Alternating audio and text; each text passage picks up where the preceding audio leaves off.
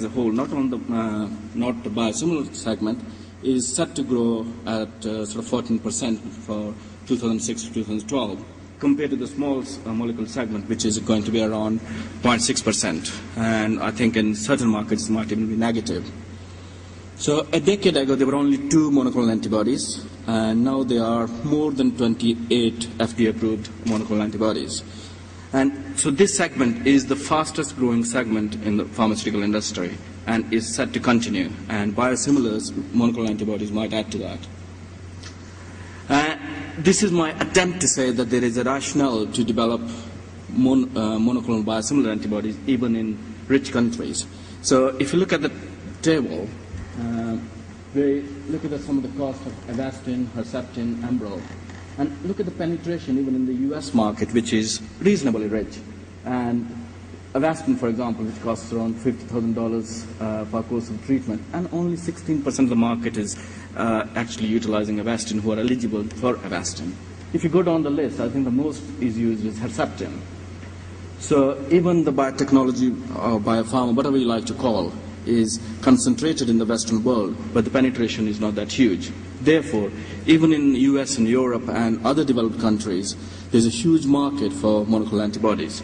And if you're making biosimilars, the penetration of these things might go up. So there is a huge potential of biosimilar monoclonal antibodies. And this is my attempt to bamboozle you with such a big market. So you're not supposed to read this list, so it goes for 2. So there are around 28 monoclonal antibodies, and that doesn't include the Fc fusion protein. So you can pick a molecule and start making it.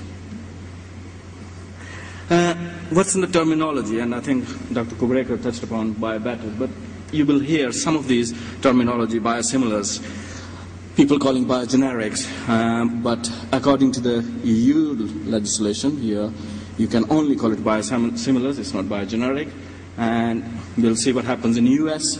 You might be able to call it interchangeable, but you still will be calling it biosimilars. And most of the world has actually settled on biosimilars. I think various people have used various terminologies over the FOBs, subsequent entry biologics, and in the term, in this world where Dr. Rakesh operates, biobetters, you can sort of hear some fancy words like bionext, biosuperior, but basically they mean that they are slightly enhanced version of original biosimilars. And I'm sure there's a huge list, and I missed some of them, some of your favorites on this list. What I'm going to talk about is the sort of regulatory environment for biosimilars and specifically for biosimilar monoclonal antibodies. So it's just a map showing where most of the biosimilars are concentrated in the world. So as you can see, actually, most of the biosimilars are concentrated in this part of the world, which is India and China, and they are approved by the under the local regulations. So they are not approved by any of the existing WHO or EMA EU legislation. And you can see as you go sort of West world, you can see US is fairly light on the biosimilars because there's no legislation. There is a legislation, but there's no pathway. Is there a guidance to develop biosimilar monoclonal antibodies? Yes, there is. It's not finalized. It's in Europe. Europe is the only region so far to have a guidance on biosimilar monoclonal antibodies.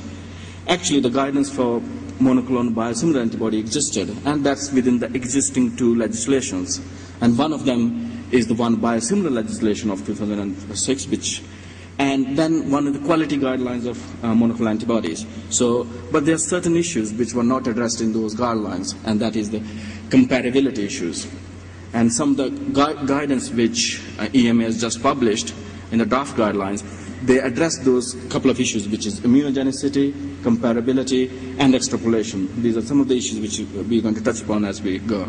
So EMA has published draft guidelines, and they will be finalized end of May. And there are two draft guidelines. One is the specific for monoclonal antibodies, and secondly, the most contentious issue in the monoclonal antibody is immunogenicity, and that's a separate guideline. And what does this biosimilar monoclonal draft guidelines say? So these are some of the salient features of that. Yes, you do have to do extensive preclinical studies. They have to be large, comparative in nature, and studies in non-human primates are not recommended, so it's optional. But as always with guidelines or guidance, you have to use your own judgment. A comparative and sufficiently long, so the word sufficiently long, and parallel group PK study is essential. And PK criteria is also needed in phase 3. And if possible, PD study needs to be combined with the PK. Again, sponsors are advised to demonstrate similar clinical efficacy in adequately powered. Again, there are some of the terms which regulators generally use.